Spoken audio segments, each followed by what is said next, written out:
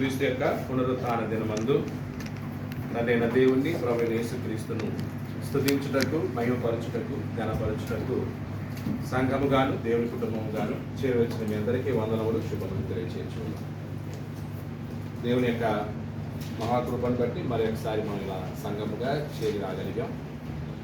మనల్ని సజీవ లెక్కలో ఉంచి దేవుడు తన నామాన్ని మహిమపరచుకోవడానికి మనకి ఒక గొప్ప అవకాశాన్ని దయచేసి ఉన్నాడు.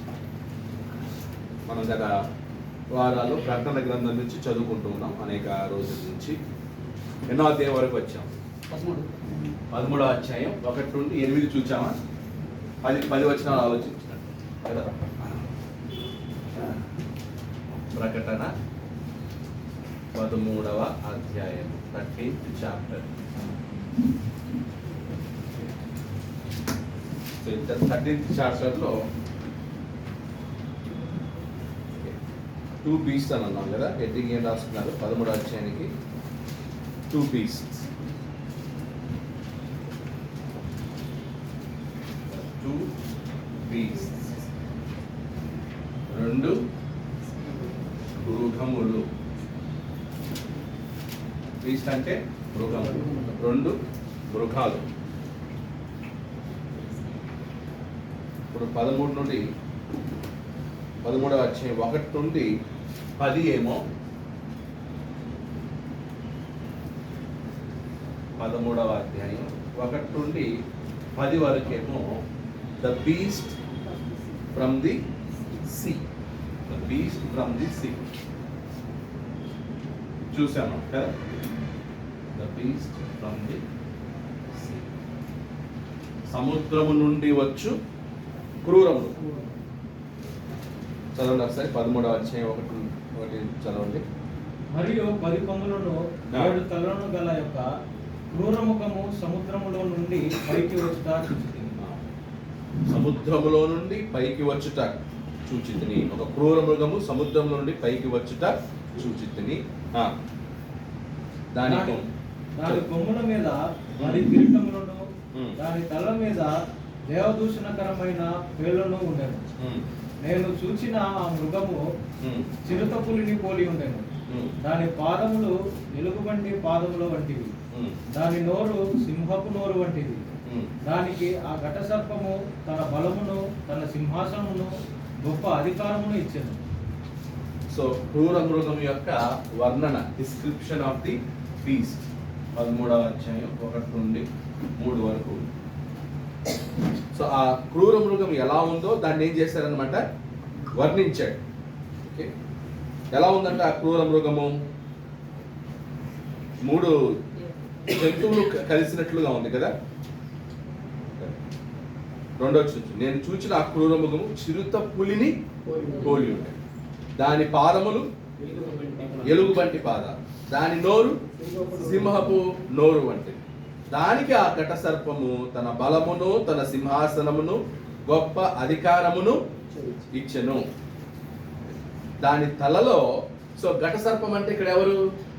సాతాను. సాతాను క్రూర మృగానికి ఏమిస్తుంది అనమాట? అధికారం ఇస్తాం. ఓకే, సో అక్కడ ఘట సర్పమేమో ఎవరు?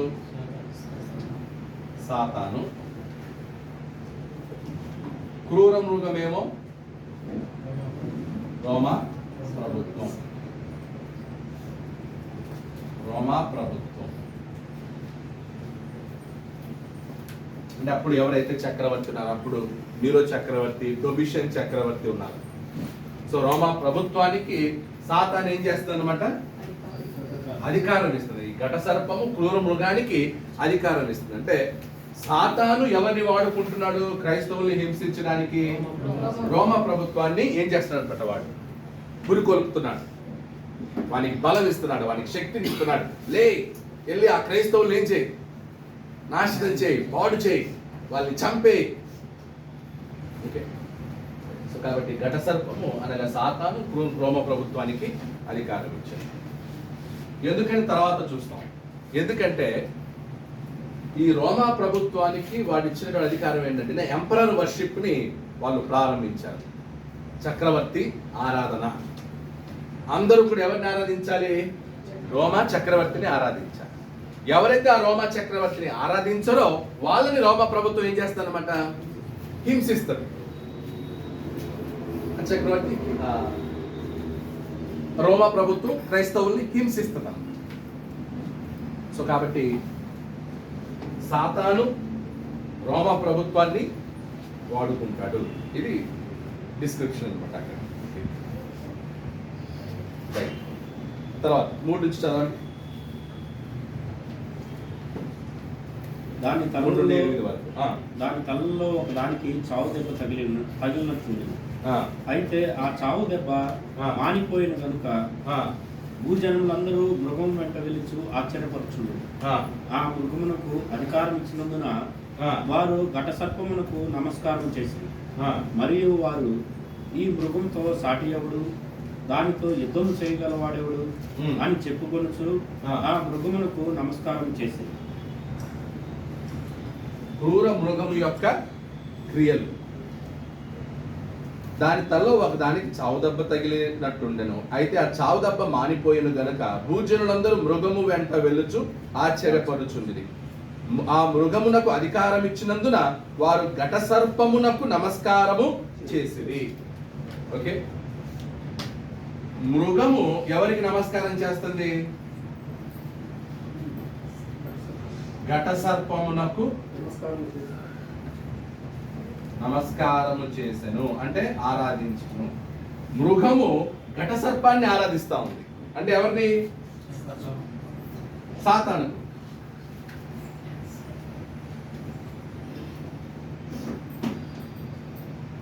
సాతానుకు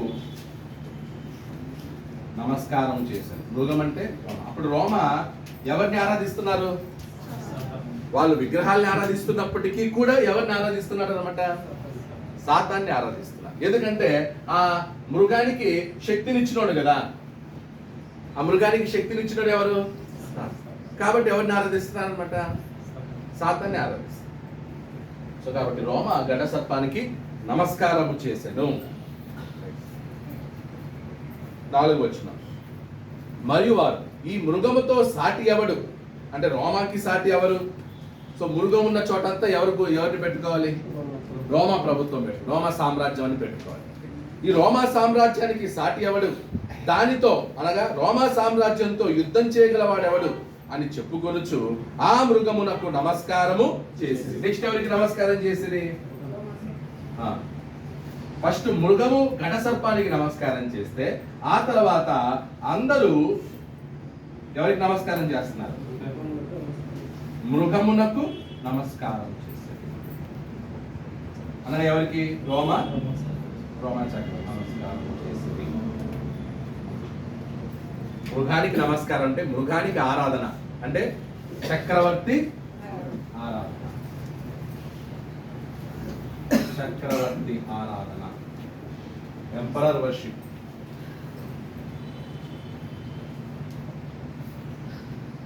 ఐదో వచనం. డంబపు మాటలను దేవదూషణలను పలుకు ఒక నోరు దానికి ఇయ్యబడెను, మరియు 42 నెలలు తన కార్యము జరుప అధికారము దానికి ఏర్పాటాయెను. ఎన్ని కార్యాలంట? 40. అంటే ఇంకా దగ్గరలో ఉందన్నమాట. వాళ్ళు క్రైస్తవుల్ని ఏం చేయబోయేటువంటి టైం అది, హింసించబోయేటువంటి కాలం. మరి కొద్ది సమయంలో, కొన్ని రోజుల్లో క్రైస్తవులు ఏం చేయబోతారు? వీళ్ళు హింసించబోతారు. తర్వాత 6వ వచనం. గనుక దేవుని దూషించుటకును ఆయన నామమును ఆయన గుడారమును పరలోక నివాసులను దూషించుటకును అది తన నోరు. ఎవరెవరిని దూషించింది?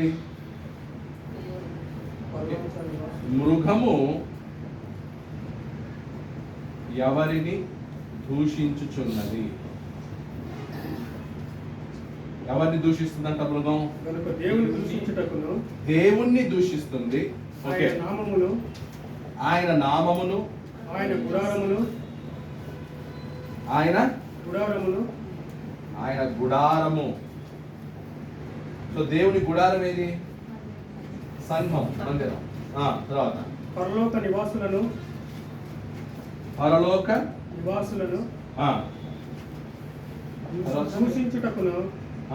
అది తన నోరు తెరిచెను. అది తన నోరు తెరిచెను. దేవుణ్ణి దూషిస్తా ఉంది, దేవుని నామాన్ని దూషిస్తా ఉంది, దేవుని గుడారమును దూషిస్తా ఉంది, పరలోక నివాసులను అంటే పరిశుద్ధులను, భూమి మీద ఉన్నటువంటి పరిశుద్ధులను, పరలోకంలో ఉన్న పరిశుద్ధులను దూషిస్తాం.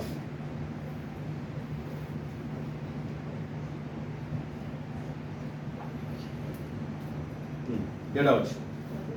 ప్రతి వంశం మీదను మరియు పరిశుద్ధులతో యుద్ధము చేయను, వారిని జయింపను, దానికి అధికారము ఇయ్యబడెను. సో పరిశుద్ధులతో ఏం చేస్తుందంటది? పరిశుద్ధులతో యుద్ధము చేయుటకు అధికారము పొందెను. ఎవరిచ్చారు అధికారము? మృగానికి ఎవరిచ్చారు అధికారం యుద్ధం చేయడానికి? సాతాను. పరిశుద్ధులతో యుద్ధం చేయి, వారిని జయించు. తర్వాత ప్రతి వంశము మీదను, ప్రతి ప్రజ మీదను, ఆయా భాషలు మాట్లాడు వారి మీదను, ప్రతి జనము మీదను అధికారము దానికి ఇవ్వబడి. ఎవరికి? ఎవరికి? మృగానికి. ఎవరిచ్చారు అధికారం? సాతాను. 8వ వచనం. 8. భూనివాసులందరూ అనగా జగత్పతి మొదలుకొని వధింపబడి ఉన్న గొర్రెపిల్ల యొక్క జీవగ్రంథము ఎవరి పేరు రాయబడలేదో వారు ఆ మృగమునకు నమస్కారం చేస్తారు. సో ఎవరు చేస్తారు నమస్కారం? మృగమునకు నమస్కారము ఎవరు చేయుదురు? ఎవరు చేస్తారట? ఎవరి పేరైతే జీవ గ్రంథంలో ఎవరి పేరు రాయబడలేదు, ఎవరి పేరు జీవ గ్రంథమైందైతే రాయబడలేదో వాళ్ళన్నమాట. ఎవరి పేరు జీవ గ్రంథమందు రాయబడలేదో వారు ఆ మృగానికి ఏం చేస్తారంట? నమస్కారము చెయ్యి. వారు అంటే చక్రవర్తి ఆరాధన, ఆ చక్రవర్తిని ఆరాధించెదరు. అప్పుడు ఎవరైతే చక్రవర్తిని ఆరాధిస్తారో వాళ్ళ పేర్లు జీవగ్రంథంలో వ్రాయబడదు. ఎవరి పేరైతే జీవగ్రంథంలో వ్రాయబడలేదో వాళ్ళు చక్రవర్తిని ఆరాధిస్తారు. ఏది ముందు? చక్రవర్తిని ఆరాధించిన తర్వాత వాళ్ళ పేరు జీవగ్రంథంలో నుంచి వెళ్ళిపోతుందా, లేదా వాళ్ళ పేరు లేనందున వాళ్ళు చక్రవర్తిని ఆరాధిస్తారా? లేనందున, జీవగ్రంథంలో వారి పేరు లేనందున చక్రవర్తిని ఆరాధిస్తారు. అంటే జీవగ్రంథంలో పేరున్నవాడు ఏమాత్రమును చక్రవర్తిని ఆరాధించాడు. ఎందుకంటే వాడికి వాక్యం తెలుసు. జీవగ్రంథంలో ఎవరి పేర్లు వ్రాయబడతాయి? పరిశుద్ధుల పేర్లు. ఎవరు పరిశుద్ధులు? దేవుని వాక్యాన్ని విని విశ్వసించి మారు మనసు పొంది నోటితో ఒప్పుకొని బాప్తిజం పొందిన వారు ఎప్పటికీ కూడా ఏం చేయాలన్నమాట? దేవుని తప్ప మరి దేనిని కూడా ఆరాధించారు. మాకు చక్రవర్తి ఎవరు? ప్రభు యేసుక్రీస్తు. కాబట్టి మేము యేసుక్రీస్తుకే నమస్కరిస్తాం తప్ప రోమా ప్రభుత్వానికి కాదు, రోమా చక్రవర్తికి కాదు. కాబట్టి ఎవరి పేరైతే జీవ గ్రంథమందు వ్రాయబడలేదో వాళ్ళు నమస్కారం చేస్తారు. అంటే అప్పుడు యూదుల్లో యాక్చువల్ యూదులు కూడా ఆరాధన చేయకూడదు. యూదులు ఎవరిని ఆరాధించాలి? యెహోవా దేవుని ఆరాధించాలి. యూదులు. క్రైస్తవులు ఎవరిని ఆరాధిస్తున్నారు? యేసుక్రీస్తుని ఆరాధిస్తారు. సో ఇప్పుడు చక్రవర్తిని ఎవరు ఆరాధిస్తారు? ఎవరైతే యూదుల్లో కొంతమంది ఆరాధిస్తున్నారు, క్రైస్తవుల్లో కొంతమంది ఆరాధిస్తారు. అంటే ప్యూర్ క్రిస్టియన్స్ కాదన్నమాట, కొంచెం డూప్లికేట్ ఉంటారు కదా, వాళ్ళు ఏం చేస్తారన్నమాట, మిగతా అన్యులు ఆరాధిస్తారు. సో ఇలాగున అక్కడ ఒక డివిజన్ అనేది ఏర్పడుతుంది అన్నమాట. చక్రవర్తిని ఆరాధించే వాళ్ళు చక్రవర్తిని ఆరాధించారు. తర్వాత 9వ వచనం, 9, 10 వచనం. ఎవడైనను చెవిగల వాడైతే వినుగాక. ఆ. ఎవడైనను చెరపట్టవలనని ఉన్న ఎడల వాడు చెరలోనికి పోవును. ఎవడైనను ఖడ్గము చేత చంపిన ఎడల వాడు ఖడ్గము చేత చంపబడవలెను. ఈ విషయంలో పరిశుద్ధుల ఓర్పును విశ్వాసమును కనబడు. దీని వలన సో అక్కడ ఇంకో పాయింట్ ఏంటంటే కనుక మూడో పాయింట్ హెచ్చరిక, నోట్ ఆఫ్ కాషన్. కాషన్ వచ్చేసి 3, 9 and 10. ఏం చెప్తుంది 3, 9 and 10? 3, 9 and 10 చెరపట్ట వలనని ఉన్న ఎడల వాడు చెరలోనికి పోవు. ఎప్పుడు క్రైస్తవులు ఎక్కడికి వెళ్తారు? క్రైస్తవులు చెరలోనికి వెళ్ళొద్దు. మళ్ళీ అన్నాడు, క్రైస్తవులు ఖడ్గము చేత చంపబడవలెను. ఖడ్గము చేత చంపబడుదురు. ఇది జరుగుతుంది. ఎవరైతే ఈ మృగాన్ని నమస్కరించరో, మృగానికి ఆరాధన చేయరో వాళ్ళను చెరలోనికి పంపిస్తారు, వాళ్ళని ఖడ్గములతో చంపుతారు. కాబట్టి దీనివల్ల ఏం కనిపిస్తుందంట? క్రైస్తవుల ఓర్పు విశ్వాసం. దీని వలన క్రైస్తవుల ఓర్పు మరియు విశ్వాసము కనబడును. ఓర్పు విశ్వాసము కనబడును. క్రైస్తవుల ఓర్పు విశ్వాసము కనబడును. చెరసాలలోకి వెళ్ళేటప్పుడు ఏముండాలి?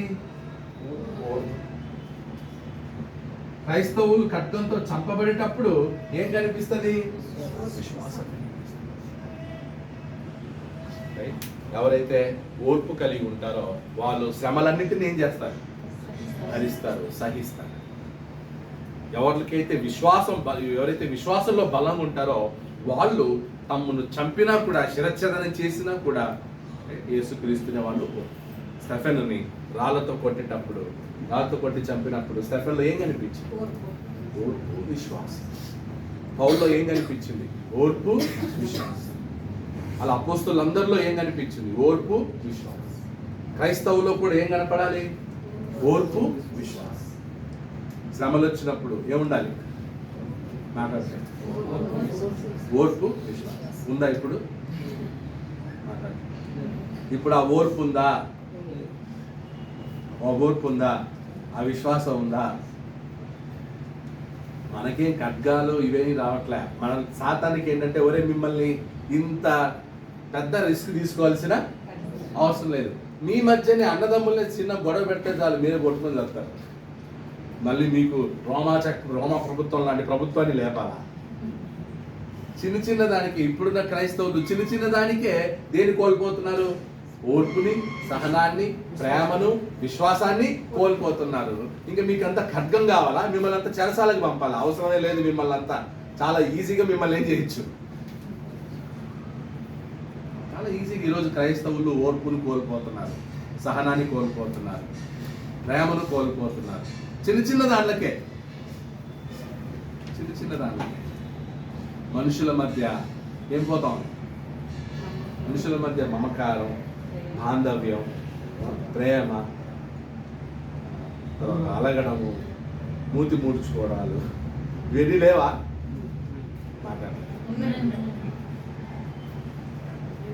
ఈ రోజున్న వాళ్ళ ఓర్పును తీసేయడానికి సాతానికి పెద్ద పనే లేదు. వాడు గర్జించు సింహం వల్ల ఎవరిని మిరుగుతున్నాడు, ఎవరు చూస్తున్నాడు? మొదటి శతాబ్ద క్రైస్తవుల్ని. ఎవరు కాదు?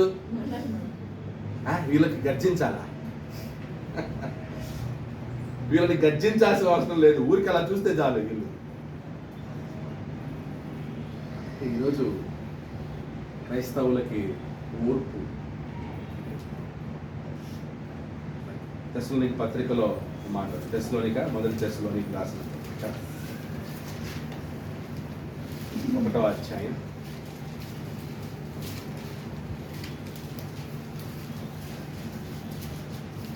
2వ వచనం చదవండి. విశ్వాసముతో కూడిన మీ పనిని, విశ్వాసముతో కూడిన మీ పనిని, ప్రేమతో కూడిన మీ ప్రయాసమును, ప్రేమతో కూడిన మీ ప్రయాసను, మన ప్రభువైన యేసుక్రీస్తునందలి ఆ, నిరీక్షణతో కూడిన మీ ఓర్పును, నిరీక్షణతో కూడిన మీ ఓర్పును, ఆ, మేము మన తండ్రి అయిన దేవుని ఎదుట ఆ, మానక జ్ఞాపకం చేసుకొనుచు రైట్? మా ఓర్పును అన్నాడు. మూడు ఉన్నాయి కదా, విశ్వాసముతో కూడిన మీ పనిని, నిరీక్షణతో కూడిన మీ ఓర్పును, ప్రేమతో కూడిన మీ ప్రయాసమును మేము జ్ఞాపకం చేసుకుంటున్నాము. మన తండ్రి అయిన దేవుని ఎదుట మానక జ్ఞాపకం చేసుకొనుచున్నాము. తెస్సలోనికయులకు ఉన్నటువంటి ఓర్పు, విశ్వాసము, ప్రేమ తండ్రి అయిన దేవుని ఎదుట జ్ఞాపకం చేసుకున్నాం. సో ఈరోజు ఇది సంఘములో ప్రతి క్రైస్తవ సంఘాల్లో ఉండాల్సినటువంటి లక్షణం ఏంటంటే ఓర్పు, విశ్వాసము, ప్రేమ. నిరీక్షణ ఉంది, నీకు నిరీక్షణ ఉంది అనే దానికి రుజువు ఏంటి? ఓర్పు. నీకు విశ్వాసం ఉంది అని చెప్పడానికి రుజువేంటి? పని. నిజంగా నీలో ప్రేమ ఉంది అనే దానికి రుజువేంటి? ప్రయాస. నువ్వు ప్రయాస పడితే నిజంగా నీకేమున్నట్లు? ప్రేమ ఉన్నట్లు. పని చేస్తే నీకేమున్నట్లు? విశ్వాసం ఉన్నట్లు. ఓర్పు ఉంటే నీకేమున్నట్లు? నిరీక్షణ ఉన్నట్లు. ఇవేమో థియరీ. ఏది? విశ్వాసము, ప్రేమ, నిరీక్షణ, ఇవి థియరీ. ఇవి థియరీ అన్నమాట.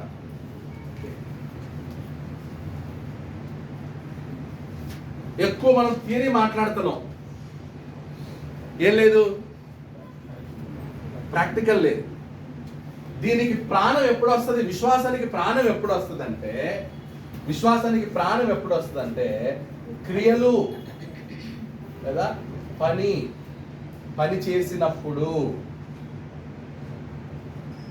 చేసినప్పుడు నీ విశ్వాసానికి ప్రాణం వస్తుంది. క్రియలు లేకపోతే, పని లేకపోతే నీ విశ్వాసం ఏమనేట్లు? చచ్చినట్లు, మృత విశ్వాసం. కాబట్టి నీ విశ్వాసానికి నువ్వు ప్రాణం పోస్తావా, అలాగే ఉంచుతావా? అలాగే నీ ప్రేమ, ప్రయాస ఉండాలి. ప్రయాస ఉంటే నీ ప్రేమ బతికినట్టు, నీ ప్రేమ నిజం, నీ ప్రేమ ఒరిజినల్, నీ ప్రేమ జెన్యూన్. అలాగే నిజంగా నీకు నిరీక్షణ ఉంటే ఏముంటది? నీకు ఓర్పు. ఓర్పు ఉంటేనే నీ నిరీక్షణకు ప్రాణం, ప్రయాస పడితేనే నీ ప్రేమకు ప్రాణం, పని చేస్తేనే, క్రియలు కలిగింటేనే నీ విశ్వాసానికి ప్రాణం. అందరూ ఇవి మాట్లాడతారు, దీని గురించి ఎవరు మాట్లాడతారు? అందరు దీని గురించి చెప్పే వాళ్ళే, ఒకరికొకరు చెప్పుకునే వాళ్ళే. నిరీక్షణ ఉండాలండి కానీ ఏం లేవు, ఏది మాట్లాడరు, ఓర్పు గురించి మాట్లాడారు. ప్రేమ ఉండాలండి కానీ ప్రయాస తీసుకోరు. ప్రయాస అంటే రిస్క్ అన్నమాట, రిస్క్ తీసుకోరు. ప్రయాస అంటే రిస్క్. సో నీలో ప్రేమ ఉంటే నువ్వు రిస్క్ తీసుకుంటావు, ప్రేమ లేకపోతే రిస్క్ తీసుకోవడానికి నువ్వు ఇష్టపడవు. రిస్క్ అర్థమవుతున్నాను. ఇప్పుడు మనం ఇలా ప్రతి ఆదివారం సంఘంగా కూడుకున్నామంటే రిస్క్ ఉంది. అప్పుడు ఎవరి మీద ప్రేమతో వస్తున్నారు? మీరు దేవుని మీద ప్రేమతో వస్తున్నారు. ఆదివారం దేవుని మీద ప్రేమతో, యేసుక్రీస్తు మీద ప్రేమతో వచ్చేది. నా మీద ప్రేమతో వస్తున్నారా? ఆదివారం మనం ఇలా సంఘంగా ఎందుకు కూడుకుంటున్నామంటే దేవుని మీద ప్రేమ ఉంది కాబట్టి ప్రయాసపడుతున్నారు. కొంతమంది హోస్కోట నుంచి వస్తున్నారు, కొంతమంది ఇంకో ప్రాంతం నుంచి వస్తున్నారు. పొద్దున్నే త్వరగా రెడీ చేసి బయలుదేరేసి టైంకి రావాలి. మీరు బిదరాల నుంచి వస్తున్నారు, మమ్మల్ని గుర్తించారు, మరి మీరు ఎక్కడ దూరం అంటున్నారు. బిదరాల నుంచి వస్తున్నారు. బిదరాల నుంచి చాలా దూరం. ఇప్పుడు హోస్కోటే ఎంత దూరమో బిదరాలు ఎంత దూరం అయిపోయింది. రేపు అబ్రం వాళ్ళు వసూరు వెళ్తున్నారు, జాబ్ వచ్చి మీరు వసూరు నుంచి రావాలి. ప్రయాస ఉండద్దా? ఇప్పుడు వాళ్ళు దేవుని మీద ప్రేమ ఉంటే ఒස්සూరు నుండి రావటం ప్రయాసనే. పొద్దున్నే వాళ్ళు 7కు బయలుదేరాలి. 7కు బయలుదేరితే 9కి వస్తారన్న. అప్పుడు 7కి బయలుదేరాలంటే 6కే వాళ్ళు అంతా రెడీ అయిపోవాలి. సో ప్రయాస, రిస్క్ తీసుకోవాలి. పొద్దున్న లేయాలి, కార్ శుభ్రం చేసుకోవాలి, ముందే దాన్ని ప్రిపేర్ చేసుకోవాలి, అన్ని డీజిల్ అవి రెడీ చేసుకొని మార్నింగ్ ఎక్కడ బ్రేక్ఫాస్ట్ చేసుకొని టైంకి వచ్చేది ప్రయాస. సో ప్రేమ ఉంటే తప్పకుండా ఏముంటది? ప్రయాసం. తల్లికి బిడ్డ మీద ప్రేమ ఉందా? అప్పుడు తల్లి ఎంత ప్రయాస తీసుకుంటుంది? మాట్లాడుతుంది, ప్రయాస తీసుకుంటుంది. వాడు తినడు, తింటే వాడిని చంకనెక్కి ఇచ్చుకొని వాడిని ఏం చేయాలన్నమాట, గంట సేపు తిని పెట్టాలి. ప్రయాస. అదే ప్రేమ ఎవరి మధ్యలో ఉన్నప్పుడే ద రియల్ క్రిస్టియన్స్ అంటే సహోదరుల మధ్య. దేవుని మీద ప్రేమ చూపడానికి నువ్వు ప్రయాస తీసుకుంటున్నావు, నీ బిడ్డల్ని మీద ప్రేమ చూపడానికి నువ్వు ప్రయాస తీసుకుంటున్నావు. సంఘంలో నీ సహోదరులను ప్రేమించడానికి కూడా నువ్వేం తీసుకోవాలి? అప్పుడు పరలోకం. కేవలం దేవుణ్ణి ప్రేమించడానికే ప్రయాసపడితే పరలోకం వస్తుందా? దేవుణ్ణి మాత్రమే ప్రేమిస్తే పరలోకం రాదు. గుర్తుపెట్టుకోండి. చాలా వరకు మనం క్రైస్తవులు అనుకుంటాం, నేను దేవుణ్ణి ప్రేమిస్తున్నాను, దేవుడు అంటే నాకు చాలా ఇష్టం, దేవుడు అంటే నాకు చాలా గౌరవం, దేవుని కోసం నేను ఏమైనా చేస్తాను, దేవుని కోసం నేను ఏమైనా ఇచ్చేస్తాను. బాగానే ఉంది, ఓకే, దేవుడు కూడా మెచ్చుకుంటున్నాడు. కానీ దేవుడికి కావాల్సింది ఏంటంటే నిన్ను వలే నీ సహోదరుని ప్రేమించు. కనిపిస్తున్న నీ సహోదరిని నువ్వు ప్రేమించలేకపోతే కనబడని నన్ను ఎలా ప్రేమిస్తావు? నీ కళ్ళ ముందు కనిపించే వాడిని నువ్వు ప్రేమించలేనప్పుడు కనబడి నన్ను ఎలా ప్రేమిస్తావు? కాబట్టి నీ ప్రేమను నేను యాక్సెప్ట్ చేయను. దేవుడు నీ ప్రేమను యాక్సెప్ట్ చేయడు నువ్వు సహోదరులను ప్రేమించకపోతే. కాబట్టి పరలోకానికి వెళ్ళాలంటే కేవలం దేవుణ్ణి ప్రేమిస్తే మాత్రం పరలోకానికి వెళ్ళవు. నీ సహోదరులను ప్రేమించినప్పుడే నువ్వు పరలోకానికి వెళ్ళే. గుర్తుపెట్టుకోండి. అది కేరపురం చర్చి మెంబర్ అయినా, బెంగళూరులో అయినా, అమెరికాలోనైనా, ఏ దేశంలోనైనా సరే సహోదరులను ప్రేమించని వాడు పరలోకానికి, స్త్రీలైనా పురుషులైనా. గుర్తుపెట్టుకోండి. మళ్ళీ నేను చెప్పలేదని దేవుని దగ్గర నేను చెప్పలేదు, ఎందుకంటే నేను చెప్పేసాను మాట. సో దేవుడు కూడా ఏమన్నా ఓకే నువ్వు చెప్పేసావు వదిలే, చెప్పకపోతే నా తప్పు అవుతుంది. చర్చిలో మనం ఎవరిని ప్రేమించకపోయినా మనం పరలోకానికి వెళ్ళాం. కాబట్టి అందరినీ ప్రేమించేంత వరకు, అందరినీ ప్రేమించేటట్లు మనం నేర్చుకోవాలి. దానికి ఎంత టైం కావాలి? ఎన్ని రోజులు కావాలి? ఇప్పుడు ఒకవేళ యోహాను అవినాష్ని ప్రేమించట్లేదు, ఎన్ని రోజులు కావాలి నీకు? అవినాష్తో మాట్లాడుకున్నప్పుడు ఏదో గొడవ వచ్చింది, మీ ఇద్దరి మధ్య మాట్లాడలేదు, ఎన్ని రోజులు కావాలి మీ ఇద్దరు మాట్లాడుకోవడానికి? ఓ సంవత్సరం మాట్లాడలేదు, సంవత్సరం, పోనీ 5 సంవత్సరాలు. కొంతమంది 5 సంవత్సరాలైనా, 10 సంవత్సరాలైనా, 20 సంవత్సరాలైనా కూడా మాట్లాడడం లేదు. అంటే నాకు పరలోకం వద్దని నువ్వే డైరెక్ట్గా దేవుడితో, నేను పరలోకానైనా వదులుకుంటాను కానీ వాంతో మాత్రం నేను మాట్లాడను. ఇప్పుడు అలా పరిస్థితి వచ్చింది క్రైస్తవులు. నేను పరలోకాన్నైనా వదులుకుంటాను, నిత్య జీవాన్నైనా వదులుకుంటాను, యేసు ప్రభునైనా వదులుకుంటాను, మాత్రం వానితో మాత్రం నేను మాట్లాడను బ్రదర్. ఏంటిది? పరలోకానైనా పోను కానీ మా చిన్నయ్యతో మాత్రం నేను మాట్లాడను. నేను నరకానికైనా పోతాను కానీ వాడిని మాత్రం వదలను. ఏంటివి క్రైస్తవులు మాట్లాడే మాటలేవి?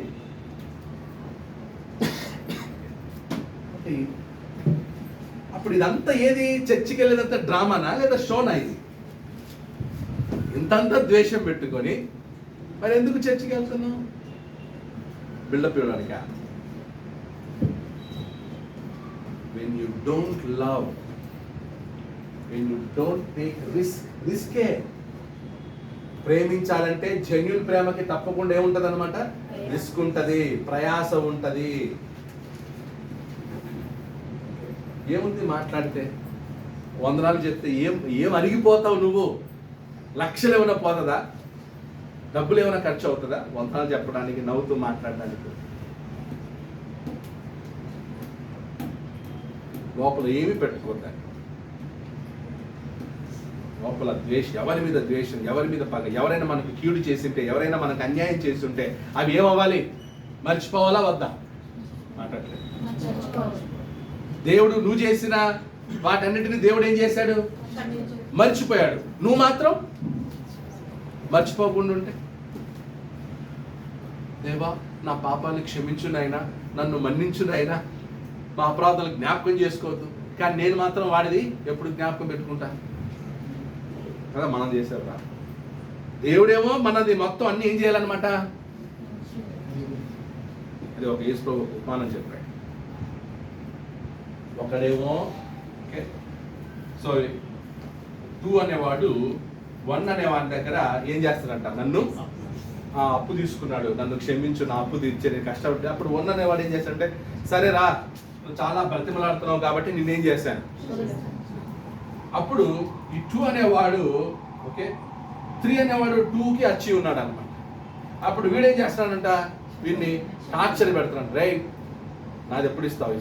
అప్పుడు ఈ 3 అనేవాడు ఏం చేస్తాడంట, అయ్యా నాకు న్యాయం చేయి, వీడు నన్ను చంపేస్తానంట. ఎవరు? వీడా? రేపు పిలుచు, నేను క్షమించాను కదా, నువ్వెందుకు వాడిని క్షమించలేకపోయావు? నేను నీ అప్పుని 0 చేసినప్పుడు నువ్వు వాడిని ఎందుకు 0 చేయలేదు? నేను నీ మీద చూపించిన కనికరం వాడి మీద నువ్వెందుకు చూపించలేదు?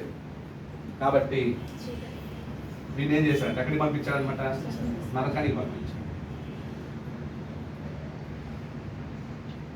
సేమ్ ఎక్కువ మంది చర్చ్ ఆఫ్ క్రైస్ట్లో ఎక్కువ మంది నరకానికి వెళ్ళడానికి కారణం ఏంటో తెలుసా? దేవుడు నిన్ను ఎలాగైతే ప్రేమిస్తున్నాడో నువ్వు నీ సహోదరులని అలా ప్రేమించట్లేదు. దేవుడు నీ మీద ఎలాగైతే కనికరం చూపాడో నువ్వు అలా కనికరం చూపట్లేదు. దేవుడు నీ మీద ఎలా దయ చూపించాడో నువ్వు అది చూపించట్లే. ఎగ్జాక్ట్ గా నువ్వేం పొందుకున్నావో దాన్ని ఇవ్వాలి. దాన్ని ఏమంటారు అనమాట, అది న్యాయం. ఫర్ ఎగ్జాంపుల్ నేను అశోక్ బ్రదర్కి ఏమన్నా ఒక 10,000 ఇచ్చి ఇమ్మానుయల్ గారికి ఇమ్మనన్నా. ఇప్పుడు ఆయన చేస్తాడంటే 10,000లో 1,000 రూపాయలు నొక్కేసి 9 ఇచ్చాడు అనుకోండి, ఎలా ఉంటుంది? 1,000 కదా తగ్గిపోయింది. దాన్ని ఏమంటారు, న్యాయం అన్యాయం? న్యాయం ఏది? నేను ఎంత ఇచ్చానో అంతే తీసుకెళ్ళి ఇవ్వడం ఏంటనమాట, న్యాయం. అదేలాగా దేవుడు ఎంత ప్రేమిస్తే నువ్వు అంత ప్రేమను ఏం చేయాలి, జరుగుతుంది అది. అప్పుడు క్రీస్తు సంఘంలో ఉన్న వాళ్ళందరూ అన్యాయస్తులా కాదు? మాట్లాడలేదు. నేను మత్స్యాకుల గురించి ఎందుకు, మనకి అన్యుల గురించి మన ఎందుకు, మన సంసారం గురించి మనమే మాట్లాడుతాం, మన గురించి మనమే మాట్లాడతాం. ప్రకటన గ్రంథంలో క్రైస్తవులు చచ్చిపోతున్నారు, ఖడ్గంతో చంపేస్తుంటే దేవుడు ఏమంటాడంటే, ఓర్పు విశ్వాసము దీని వలన. అంటే దేవుడు ఆపుతున్నాడా, లేదా క్రైస్తవుల్లో కనిపిస్తున్న ఓర్పును విశ్వాసాన్ని చూచి ఆయనకి మహిమ కలుగుతుందా? దేవునికి మహిమ కలుగుతుంది. క్రైస్తవులు చంపబడ్డం ద్వారా, క్రైస్తవులు చెరసాలకు వెళ్ళడం వలన, క్రైస్తవులు శ్రమలు పొందడం వల్ల వాళ్ళ ఓర్పు విశ్వాసం ద్వారా దేవునికి ఏమెళ్తుంది, మహిమ, ఘనత, ప్రభావం. ఎందుకంటే దేవుడు వాళ్ళని మళ్ళీ ఏం చేసుకుంటాడు, వాళ్ళని బ్రతికించుకుంటాడు. చచ్చిపోయిన వాళ్ళని ఆయన ఏం చేసుకోగలడు, బ్రతికించుకుంటాడు. అబ్రాహాం అదే విశ్వాసం కదా, కుమారుని బలి అన్నాడు. ఏం చేశాడు అబ్రాహాం? ఏమనుకున్నాడు, ఏమని విశ్వసించాడు? దేవుడు తలుచుకుంటే ఈ బూడిదలో నుంచి కూడా నాకు ఎవరిని ఇవ్వగలడు, కుమారుని ఇవ్వగలడు. ఒక్కగా నాకు కుమారుని అడిగాడు, ఎందుకు ఇవ్వలేను నేను, నాకు మళ్ళీ కుమారుని ఇవ్వగలడు అనే విశ్వాసంతోనే తన కుమారుని ఏమిచ్చాడు అన్నమాట. అలాగే మనకు కూడా ఏంటంటే, దేవుడు నేను చచ్చిపోయినా దేవుని కోసం దేవుడు నన్ను మళ్ళీ ఏం చేస్తాడు, బ్రతికిస్తాడు.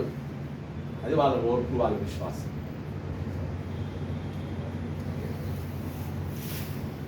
మనం ఒరిజినల్ క్రిస్టియన్సా? ప్రకటన గ్రంథం రాయబడినప్పుడు జీవించిన క్రైస్తవులు ఒరిజినల్ క్రిస్టియన్సా? అర్థమవుతుందా? అప్పుడు మనమందరం ఎవరు డూప్లికేట్తో నిండిపోయింది. ఈ చైనా వాడు ఎప్పుడైతే ఎక్కువ డూప్లికేట్ కదా, చైనా ప్రోడక్ట్స్ మీద నమ్మకం ఉంటుంది ఎక్కువ. కార్లు అయినా ఏదైనా సరే వెంటనే ఇది చైనా పీస్ అండి అని అంటారు కదా. మనమంతా జెన్యూన్ క్రిస్టియన్స్గా మారటానికే ఈ బైబిల్, మనం అందరం జెన్యూన్ క్రిస్టియన్స్గా ఉండటానికే ఈ ఆదివారం, మనం జెన్యూన్ క్రిస్టియన్స్గా ఉండడానికే ఈ వాక్యం. ఇదంతా పాత నిబంధన చదివితే రాదు. ఏం చదవాలి? గట్టిగా చెప్పండి. కొత్త నిబంధన ప్రకారం బ్రతికినప్పుడు ఇవన్నీ సాధ్యం. అర్థమవుతుందా? క్రొత్త నిబంధన ప్రకారం బ్రతికితే, క్రొత్త నిబంధన ప్రకారం జీవిస్తే, క్రొత్త నిబంధనని ప్రాక్టీస్ చేస్తే ఇది సాధ్యం అవుతుంది తప్ప పాత నిబంధన చదవదు కాదు. అందుకే ఎవరన్నా మీరు పాత నిబంధన చదువుతున్నా అంటే ఓకే, ఏదో పెట్టుకోండి, కానీ ఎక్కువ ఫోకస్ దేన్ని చదవండి? క్రొత్త నిబంధన. క్రొత్త నిబంధన చదవండి. క్రొత్త నిబంధనలో ప్రేమ గురించి, విశ్వాసం గురించి, ఓర్పు గురించి, నిరీక్షణ గురించి నేను చెప్పగలను. ఓల్డ్ టెస్టిమెంట్లో ఒక స్టోరీ తీసుకొని దాన్ని ఏం చేయగలను, అలా సాగదీసు. యూజ్ లేదు. సో క్రీస్తు సంఘానికి విజ్ఞప్తి ఏంటంటే గిన start more focus on new testament. క్రొత్త నిబంధన మీద ఎక్కువ దృష్టి పెట్టండి. క్రొత్త నిబంధనని చదవండి, క్రొత్త నిబంధనని బోధించండి. క్రొత్త నిబంధనలో నుంచి ప్రేమను, విశ్వాసమును గురించి, ఓర్పును గురించి ప్రకటించండి. దాన్ని క్రొత్త నిబంధన చదివితే ఏమంటే నీ జీవితం అర్థంలో కనబడుతుంది. అందుకు భయపడి ఏం చేస్తారంటే కింద ఎందుకు వచ్చింది మనకి క్రొత్త నిబంధన? పద, ఆహాబు ఎలా అంటాడు, నోవాహు ఓడను ఎంత పెద్దది కట్టాడు, దాని కొలతలు ఏంటి, యెరూషలేము దేవాలయం దేంతో కట్టాడు. ఇప్పుడు అవన్నీ తెలుసుకుని ఏంటి, ఏమన్నా యూజ్ ఉందా? ఏ యూజ్ లేదు, ఏ ప్రయోజనం లేదు. యెరూషలేము దేవాలయం గురించి నా డిజైన్, తర్వాత ఆ కొలతలు అవన్నీ నా బుర్రలో ఉన్నాయి ప్రభు అంటే ఎందుకు రా? దాన్ని నేను పాడు చేసి కొత్త నిబంధన ఇస్తే నువ్వెందుకు దాన్ని బట్టి పెడుతున్నావు? పరలోకంలో యెరూషలేము దేవాలయం ఎంత గొప్పదో అని వివరిస్తే నీకు పరలోకం రాదు. ఇశ్రాయేలీయుల గోత్రికుల పేర్లన్నీ చెప్పినా నీకు పరలోకం రాదు. వస్తుందా? కొత్త నిబంధనకి షిఫ్ట్ అవ్వండి. ఫోకస్ అంతా ఈ మధ్య క్రీస్తు అందరూ పాత నిబంధన. నేను చెడ్డదని చెప్పడం లేదు, మంచిదే. కొంతవరకు పాత నిబంధన నీడ, నిజ స్వరూపం ఏది? క్రొత్త నిబంధన. నువ్వు నీడలో పోయి నాకు నిత్య జీవం కావాలంటే ఎలా వస్తుంది నీకు? ఒకవేళ పాత నిబంధన చెప్పినా ఒక ఎగ్జాంపుల్గా చెప్పుకొని ఒక 10 minutes అలా స్టోరీ దాన్ని చెప్పి మళ్ళీ ఎక్కడికి షిఫ్ట్ అవ్వాలి? క్రొత్త నిబంధనలో చూపించాలి. అబ్రహాం గురించి మాట్లాడతాం. అబ్రహాం విశ్వాసం గురించి మాట్లాడినప్పుడు ఒక 10-15 minutes అబ్రహాం గురించి మాట్లాడి మిగతా 45 minutes ఆ అబ్రహాం యొక్క విశ్వాసం క్రొత్త నిబంధనలో ఎంత గొప్పదో చూపించాలి.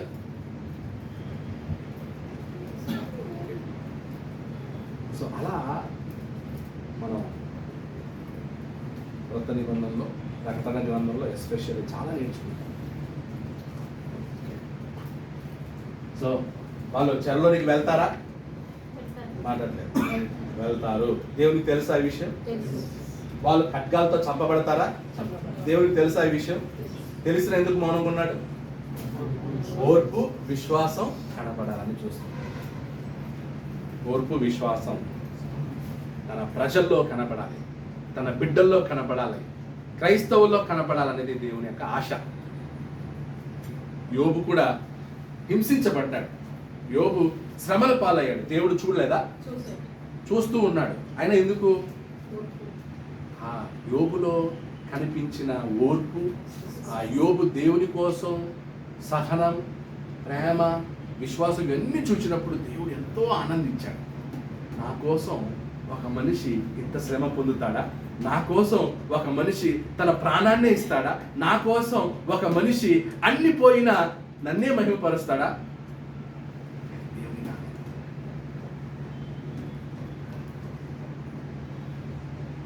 నెక్స్ట్ 9 ఆలోచించే కదా 10 13వ అధ్యాయం 9 నుండి 10.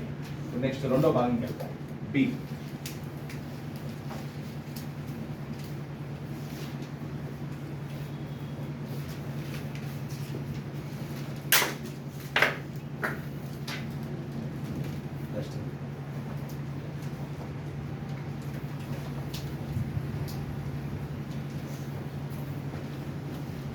సో ఈరోజు ఏం నేర్చుకున్నారు? మీకు ఓర్పు, విశ్వాసము, ప్రేమ, నిరీక్షణ ఉంది అనడానికి ఏంటి? పని, క్రియలు, ప్రయాసము, ఓర్పు.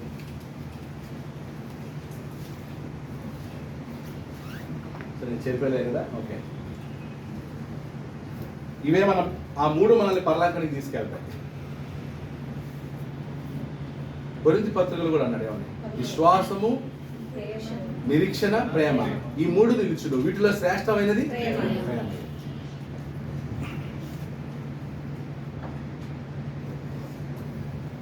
Next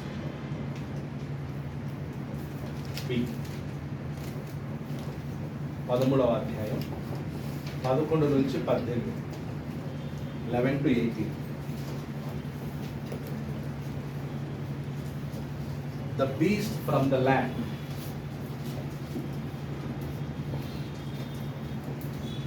The beast from the land. భూమి మీద నుండి వచ్చు, భూమి మీద నుండి వచ్చు క్రూర భూమిలో నుండా భూమిలో నుండి వచ్చు క్రూరమృగం. మొదటిదేమో సముద్రములో నుండి వచ్చిన క్రూరమృగము, ఇది భూమిలో నుండి వచ్చిన క్రూరమృగం. ఏంటో చూద్దాం. 13వ అధ్యాయం 11 నుంచి చదవండి. మరియు భూమిలో నుండి మరి యొక్క క్రూర మృగము పైకి వచ్చిన చూచితిని. గొర్రెపిల్ల కొమ్ము వంటి 2 కొమ్ములు దానికి ఉండేను. అది ఘట సర్పము వలె మాటలాడుచుండెను. ఓకే. సో ఆ క్రూర మృగం యొక్క వర్ణన, డిస్క్రిప్షన్ ఆఫ్ ది బీస్ట్. క్రూర మృగం యొక్క వర్ణన, డిస్క్రిప్షన్ ఆఫ్ ది బీస్ట్ ఎలా ఉందంట? గొర్రెపిల్ల కొమ్ము వంటి 2 కొమ్ములు దానికి ఉండెను, అది ఘట సర్పము వలె మాట్లాడుచుండెను. ఓకే. సో ఏమున్నదంట దానికి? గొర్రెపిల్ల కొమ్ము వంటి 2 కొమ్ములు. గొర్రెపిల్ల కొమ్ము వంటి కొమ్ములు. ఆ తర్వాత స్వరం ఎలా ఉందంట? ఘట సర్పము వలె మాట్లాడుచుండెను. స్వరం ఘట సర్పము వలె మాట్లాడుచుండెను. ఘట సర్పం అంటే సాతాను. అంటే ఎలా మాట్లాడుతున్నాడు? ఆ క్రూరముగా ఎలా మాట్లాడుతుంది? సాతాను మాట్లాడినట్టు మాట్లాడుతున్నాడు. సాతాను మాట్లాడినట్టు మాట్లాడుతున్నాడు అంటే మాటలు. చూద్దాం. 12 నుంచి 17లో 12 నుండి 17 ఆ క్రూర మృగం యొక్క క్రియలను 13వ 12 నుంచి 17 ఏంటంటే యాక్టివిటీస్ ఆఫ్ బీస్ట్, క్రూర మృగం యొక్క క్రియలు.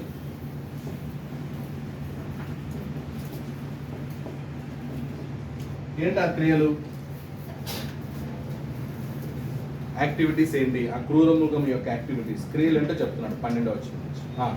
చదవండి. అది ఆ మొదటి క్రూర మృగము కన్నా అధికారపు చేష్టలన్నీ దాని ఎదుట చేయుచున్నది. మరియు చావు దెబ్బ తగిలి బాగుపడి ఉన్న ఆ మొదటి మృగమునకు భూమియు దానిలో నివసించు వారును నమస్కారము చేయనట్లు అది బలవంతము చేయుచున్నది. బలవంతము చేయుచున్నది. ఏం చేస్తుందన్నమాట? మొదటి క్రూర మృగమునకు నమస్కారము చేయునట్లు బలవంతము అంటే ఏంటి? సింపుల్ గా క్రూర మృగము, మొదటి క్రూర మృగమును, మొదటి క్రూర మృగము బ్రాకెట్లో ఎవరు మొదటి క్రూర మృగం? రోమా సామ్రాజ్యం, రోమా ప్రభుత్వం. సో ఈ రోమా ప్రభుత్వాన్ని ఏం చేయమని? అప్పుడు ఆ రోమా ప్రభుత్వం అంటే ఎవరు? చక్రవర్తి. మొదటి క్రూర మృగమునకు నమస్కారము చేయవలెనని ఏం చేస్తుంట? బలవంతము చేసి నమస్కారము చేయవలెనని బ్రాకెట్లో ఆరాధించుటకు ఏం చేస్తుందంట? ఎవరిని? భూమియు దానిలో నివసించువారును, ఓకే, అందరినీ నమస్కారం చేయవలెనని అందరినీ బలవంతము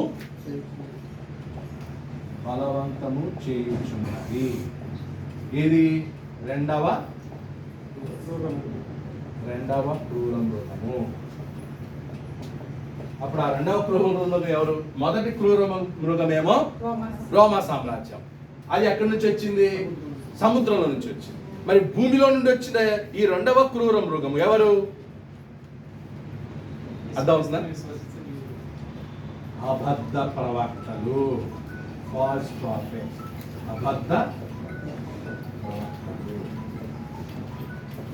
ప్రవక్తలు, ఫాల్స్ ప్రాఫిట్స్, అబద్ధ బోధకులు, ఫాల్స్ ప్రాఫిట్స్.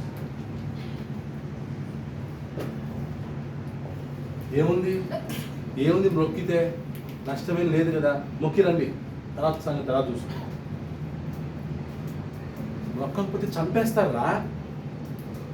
చక్రవర్తిని ఆరాధించకపోతే మిమ్మల్ని చంపేస్తారు. ఏం చేస్తారు మీరు? భార్య బిడ్డలు ఏం కావాలి? కొడుకు ప్రాణాలు పోతాయి నువ్వు చేయకపోతే గిన. మొక్కి వచ్చే ఏముంది దాంట్లో? తర్వాత మళ్ళీ ఏం చేయొచ్చు? ఏదో తర్వాత చూసుకుందాం, ఫస్ట్ వెళ్ళిపోయి మొక్కి రాపో, లేకపోతే అందరిని చంపేస్తారట. మొక్కడంలో తప్పేం లేదు. అంటే ఈ అబద్ధ ప్రవక్తలు ఏం చేస్తారు అన్నమాట? బలవంతం చేస్తారు, మభ్య పెడతారు, కలవర పెడతారు, రెచ్చగొడతారు, బెదిరిస్తారు. సో కాబట్టి ఈ అబద్ధ ప్రవక్త కూడా ఎవరి శిష్యుడు? వీళ్ళందరూ ఎవరు? మనలో నుండి వెళ్ళిరి కానీ మన సంబంధులు కాదు. అంటే వీళ్ళందరూ క్రీస్తు విరోధులు. ఆ క్రీస్తు విరోధులు యూదుల్లో ఉన్నారు, క్రైస్తవుల్లో ఉన్నారు. సో ఈ అబద్ధ ప్రవక్తల్ని నెక్స్ట్ వాడుకుంటారు. ఎవరు? సాతాను. ఇప్పుడు అబద్ధ ప్రవక్త చెప్పాడంటే అప్పుడు ఏం చేస్తారు జనాలు? నమ్ముతారా నమ్మరా? ఎవరు చెన్నైలో ఒక ఆయన దినకరన్ గారా చనిపోయారు కదా, జీసస్ కాల్స్ ఫౌండర్. ఆయన నేను 4 సార్లు పరలోకానికి వెళ్ళొచ్చాను. నమ్మారు జనాలు. ఆయనే చెప్తున్నారంటే నిజం ఉండొచ్చాము. ఆయన చెప్తే నిజం ఉంటుంది కదా. ఒక కీన్యాలోనో ఒక పాస్టర్ యేసు ప్రభు నాకు కల్లో కనపడి చెప్పాడు, ఆ కొండకు రమ్మన్నాడు, మనం అక్కడికి పోయి ఆ కొండ మీద ఉపవాసం ఉంటే యేసు ప్రభు రాబోతున్నాడు అని చెప్పి ఎంతో మందిని తీసుకెళ్ళాడు.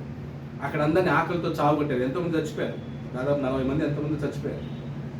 అంటే వాళ్ళ మాట ఏం చేశారు? నమ్మారు.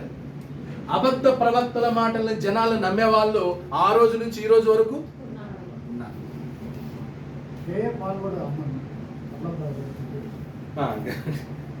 అతను ఇంకా అబద్ధ ప్రవక్తల్ని నమ్మకం. కానీ ఆ అబద్ధ ప్రవక్తల్ని సాతాను వాడుకొని ఎవరైతే చక్రవర్తిని ఆరాధించలేదో వాళ్ళని ఏం చేస్తారంట? ఈ రెండో క్రూర మృగం అనగా అబద్ధ ప్రవక్తలు ఏం చేస్తారంట? బలవంతం చేస్తారు. సో కాబట్టి ఈ క్రూర మృగం ఎవరన్నమాట? False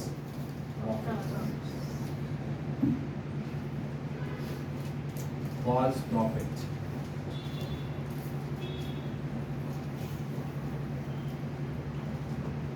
False prophet. ఇతనికే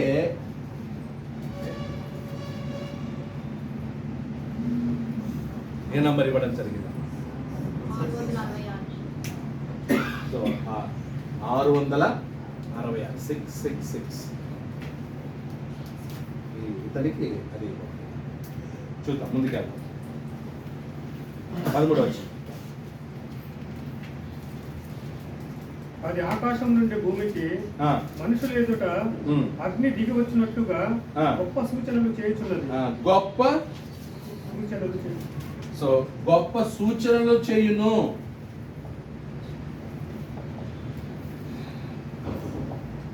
అప్పుడు నమ్ముతారు కదా? సూచనలు చేస్తే నమ్ముతారా నమ్మరా? యేసుక్రీస్తు దగ్గరికి కూడా అబద్ధ బోధకులు వచ్చి, ప్రభువా మేము ఆ రోజున నీ నామమున దయ్యములను వెళ్ళగొట్టలేదా, అద్భుత కార్యములు చేయలేదా, మాకే పరలోక రాజ్యం లేదంటావేంటి? అప్పుడు యేసుక్రీస్తు అంటాడు ఏమని? అక్రమము చేయువారులారా నా యొద్ద నుండి. అంటే అబద్ధ బోధకులు వేటిని కూడా చేస్తారు, గొప్ప గొప్ప సూచనలు కూడా చేస్తారు, కానీ అది అబద్ధం బోధ, అబద్ధ ప్రవక్త. ఎంత గొప్ప సూచనలు చేసినా నమ్మొద్దండి. నిజమే ఉండొచ్చు అది. బ్రదర్ ఒక ఆయన కుంటివాడిని బాగు చేశాడండి, అది చేశాడండి, ఇది చేశాడు, అవునా? ఓకే, అదంతా కూడా అబద్ధ బోధనే, అబద్ధ ప్రవక్తలే, ఫాల్స్ ప్రాఫిట్స్. ముందుకు చదవ. గొప్ప సూచనలు చేయుచున్నది. కత్తి దెబ్బ తినియు బ్రతికిన ఈ క్రూర ముఖములకు ప్రతిబొమ్మను చేయవలెనని అది భూనివాసులతో చెప్పుచు ఆ మృగము ఎదుట చేయుటకు తనకియబడిన సూచన వలన భూనివాసులను మోసపుచ్చుచున్నది. గొప్ప సూచనలను చేయుచు ఏం చేస్తుందంట? మోసము ఎవరిని? భూనివాసులను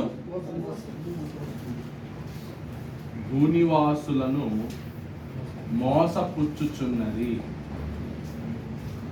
ఈరోజు చర్చిల్లో క్రైస్తవులకి న్యాయం జరుగుతుందా, మోసం జరుగుతుందా? మాట్లాడలేదు. మోసం. గుత్తిలో ఒకటి పెట్టారు, చాలా మోసం అది. స్వస్థతలు చేస్తాం, అద్భుతాలు చేస్తాం, అంత మోసం. ఎవరికి ఆ శక్తి లేదు. అద్భుతాలు జరిగే కాలంలో లేము, స్వస్థతలు జరిగే కాలంలో లేము. మొన్న నేను ఫిజియోథెరపిస్ట్ దగ్గరికి వెళ్ళాను, వచ్చి నా భుజం ఇదైనప్పుడు ఫిజియోథెరపిస్ట్ దగ్గరికి వెళ్ళి మాట్లాడుతున్నప్పుడు, సార్ మీ జాబ్ ఏంటి? మామూలు అడుగుతారు కదా డాక్టర్స్, మీ జాబ్ ఏంటండి, ఏ ఉద్యోగం చేస్తారు ఏంటంటే, నేను ఇలా బైబిల్ టీచర్ అండి అన్నాను. ఓ చర్చిలో మీరు వాక్యం చెప్తారని. అవును వాక్యం అంటే మీరు ఎవరండి? పెంటుకోస్టులా, ఆర్సీఎమ్మా, ఏ గ్రూప్ అండి? నేను ఆర్సీఎం కాదండి, పెంటుకోస్టులు కాదండి, మేము నాన్ ఇన్స్ట్రుమెంటల్, మేము క్రీస్తు సంఘం, మేము believe that church existed since 33 AD, క్రీస్తు శకం 33 నుంచి ఉన్నాం. ఆత్మ సంబంధమైన ఆరాధన మాది. మేము అల్లర్లు కేకలు పెట్టాం, ఇలా వాక్యాన్ని నేర్చుకుంటా ఉన్నాం, ఇలా వాక్యాన్ని బోధిస్తాం.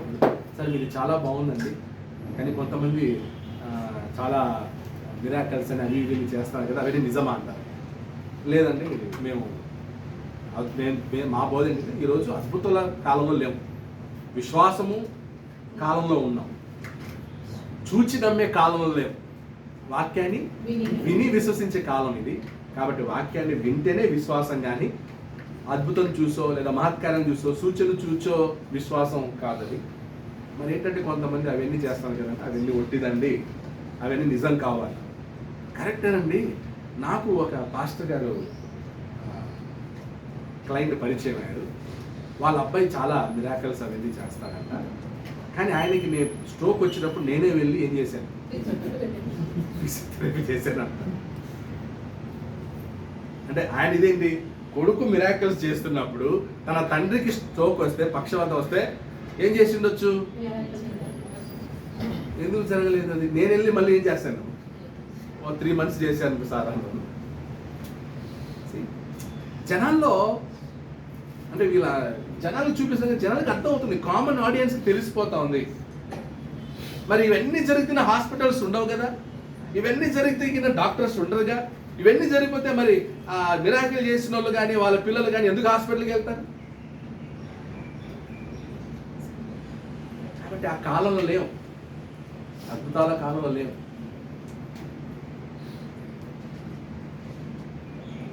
మోసం, భూనివాసులను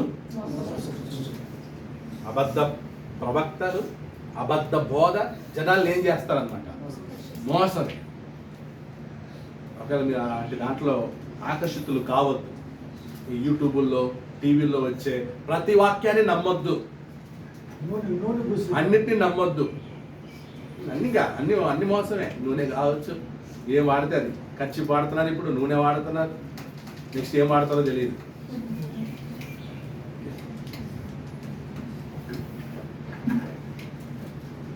యేసుక్రీస్తు చెప్పిన మాట చూద్దాం ఒకసారి. 7వ అధ్యాయం 21 నుండి చదవాలి. మత్తయి సువార్త 7వ అధ్యాయం 21.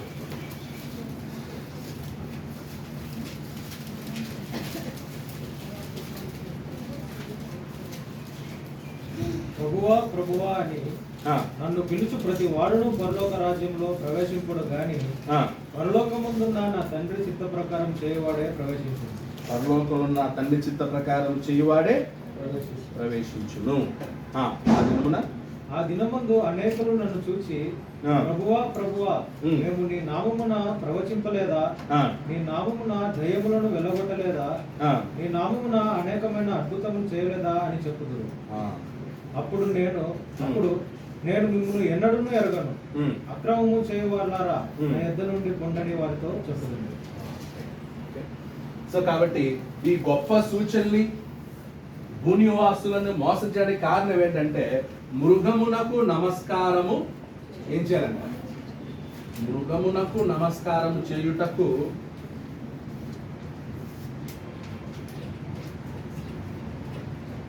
గొప్ప సూచనలు చేస్తా ఉంది, భూనివాసుల్ని మోసం చేస్తా.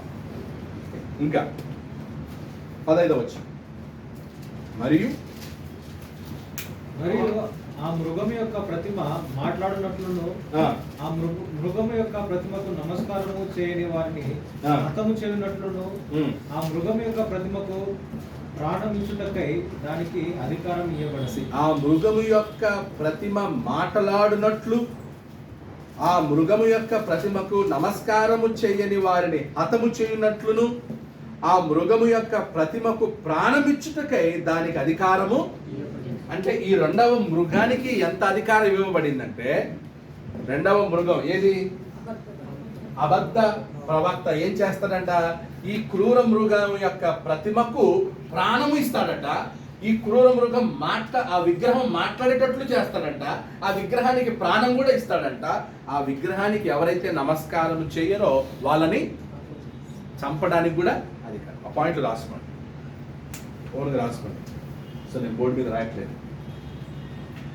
3 చెప్పాడు ఏమని, ఆ మృగము యొక్క ప్రతిమ మాట్లాడినట్లు ఆ మృగము యొక్క ప్రతిమకు నమస్కారము చేయని వారిని హతము చేయనట్లు ఆ మృగము యొక్క ప్రతిమకు ప్రాణమిచ్చుటకై రెండవ మృగానికి అధికారం ఇవ్వబడి. అంటే ఫాల్స్ ప్రాఫిట్కి, అబద్ధ ప్రవక్తకి. ఈ అబద్ధ ప్రవక్త చాలా మందిని నేను లేపినాను బ్రదర్ అనే వాళ్ళు కూడా ఉన్నారు. నాకు చెప్పి ఉన్నారు, ఆయన శవం మోసుకొస్తున్నారండి, నేను ఆపి ఆ శవాన్ని లేపానండి అన్నాడు. శవాన్ని కూడా లేపిన వాళ్ళు ఉన్నారా? మోసం, అబద్ధం. ఆ ఫాల్స్ ప్రాఫిట్ ఏమైనా చెప్తాడనమాట.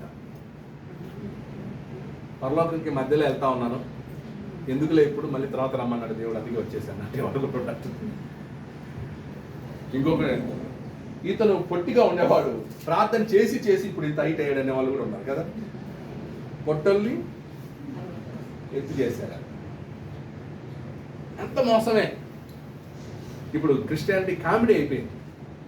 ఈ అబద్ధ బోధకుల వలన, ఈ దొంగ పాస్టర్ల వలన, దొంగ అద్భుతాలు, దొంగ సూచనలు చేసేటువంటి వాళ్ళ వలన క్రిస్టియానిటీ ఒక అవహేళన అయిపోయింది,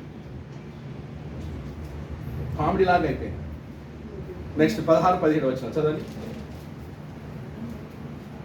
కాగా ఆ. బుద్ధివారు గాని గొప్పవారు గాని ఆ. ధనికులు గాని దరిద్రులు గాని ఆ. స్వతంత్రులు గాని ఉమ్. దాసులు గాని ఉమ్. అందరూ తమ కుడి చేతి మీద ఆ. తమ నొసటి ఎందైనను ఆ. ముద్ర వేయించుకున్నట్లు ఆ. ఆ ముద్ర అనగా ఉమ్. ఆ మృగము పేరైనను దాని పేరుకి సంఖ్య అయినను గలవాడు తప్ప ఉమ్. క్రయ విక్రయములు చేయుటకు మరి ఎవరికి అధికారము లేకున్నట్లును ఉమ్. అది వారిని బలవంతము చేయుచున్నది. అది వారిని బలవంతము చేయుచున్నది. ఓకే, అంటే బిజినెస్ కూడా ఎవరికి బిజినెస్ మాత్రం క్రయ విక్రయములు ఎవరికి మాత్రమే పర్మిషన్? ఎవరైతే ఆ ముద్ర వేసుకొని ఉంటారో. అంటే బెనిఫిట్స్. మీరు ఈ మృగాన్ని ఆరాధిస్తే, ఈ మృగానికి నమస్కారం చేస్తే మీకేంటి బెనిఫిట్ కదా? బెనిఫిట్స్. ఇప్పుడు అది జరుగుతూ ఉంటాయి కదా క్రయ విక్రయాలు అంటే కింద అమ్మడం కొనడం వస్తువులు ఉంటాయి కదా. ఇప్పుడు హిందూ దేవాలయాల దగ్గర ఎవరు మాత్రమే వ్యాపారం చేయాలి? హిందూ దేవాలయాల దగ్గర వాళ్ళు కొబ్బరికాయల మీద కానీ ఈ వస్తువులన్నీ ఎవరు చేయాలి? అవన్నీ వాళ్ళు చేస్తారు. ఇప్పుడు క్రైస్తవులు వెళ్ళి అక్కడ కొబ్బరికాయలు అమ్మితే ఎలా ఉంటుంది? అమ్మకూడదు. ఇప్పుడు అంతే ప్రాబ్లం. ముస్లిమ్స్ వెళ్ళి కొబ్బరికాయలు అమ్మితే ఎలా ఉంటుంది? అర్థమవుతుందా? ఇప్పుడు ముస్లిమ్స్ క్రిస్టియన్స్ అక్కడ కూర్చోకూడదు, అక్కడ అమ్మకూడదు. కానీ వీళ్ళు వెళ్ళి వ్యాపారం కోసం అక్కడ వెళ్ళి చేస్తే ఎలా ఉంటుంది? బాగోదంట. కాబట్టి కొన్నిటికి అనుమతులు ఉంటాయి. సో ఇప్పుడు రోమా ప్రభుత్వం కూడా రోమా ప్రభుత్వ కాలంలో ఎవరైతే ఈ ముద్రను పొంది ఉంటారో, అంటే ఒక ముద్ర వేస్తారో, వీడు రోమా ప్రభుత్వాన్ని ఆరాధించేవాడు, చక్రవర్తిని ఆరాధించేవాడు, ముద్ర వేస్తారంట. ఆ ముద్ర ఉన్న వాళ్ళకే ఆ సిటీలో బిజినెస్ చేసుకోవడానికి, వ్యాపారం చేసుకోవడానికి లైసెన్స్. అందరికీ ఇప్పుడు అమెరికాలో కూడా గోల్డ్, ఇప్పుడు సిటిజన్ గ్రీన్ కార్డు తీసేసి గోల్డ్ కార్డు ఏదైనా ఇంట్రడ్యూస్ చేశారు. సో అప్పుడు ఆ గోల్డ్ కార్డు ఉన్న వాళ్ళు అక్కడ ఏం చేయాలి? వ్యాపారం చేయాలి, బిజినెస్ చేయాలి. ఆ గోల్డ్ కార్డు ఒక్కొక్కటి దగ్గర 30 లక్షల నుంచి 50 లక్షల దాకా ఉన్నట్టుంది. సో దాన్ని కొన్నోళ్ళే అక్కడ బిజినెస్ చేయాలి. నార్మల్ వాళ్ళందరూ కూడా ఏమవ్వాలి? వచ్చేయాలి. నువ్వు అక్కడ ఉద్యోగం చేయాలంటే H1B వీసా ఉండాలి. H1B వీసా ఉన్న వాళ్ళే ఏంటనమాట అక్కడ ఉద్యోగం చేసే కదా. నువ్వు B1 B2 వీసా పెట్టుకుని అక్కడ ఏం చేయలేవు, ఉద్యోగం చేయలేవు. సో అలాగే క్రూర మృగానికి నమస్కారం చేసేవాడే వానికి రోమా సిటిజన్షిప్ ఇస్తాం. క్రూర మృగానికి నమస్కారం చేస్తే మీకు రోమా గవర్నమెంట్ నుంచి అన్ని ఫెసిలిటీస్ ఇస్తాం. ఆ ముద్ర లేని వాళ్ళకి లోపలికి రాని అంటే అప్పుడు ఎలా ఉంటుంది పరిస్థితి? మాట్లాడలేదు. ఎలా ఉంటుంది?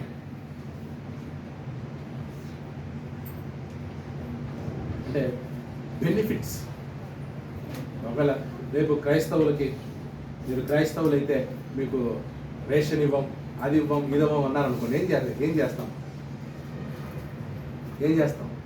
ఇప్పుడు ఆల్రెడీ వచ్చేసింది. ఇప్పుడు మనం అందరం కూడా ఎస్సీ కులస్తులు, క్యాస్ట్ ఎస్సీ అని రాసి రిలీజియన్ క్రిస్టియన్ అని రాస్తే నీకు వచ్చే బెనిఫిట్లు ఏమవుతున్నాయి?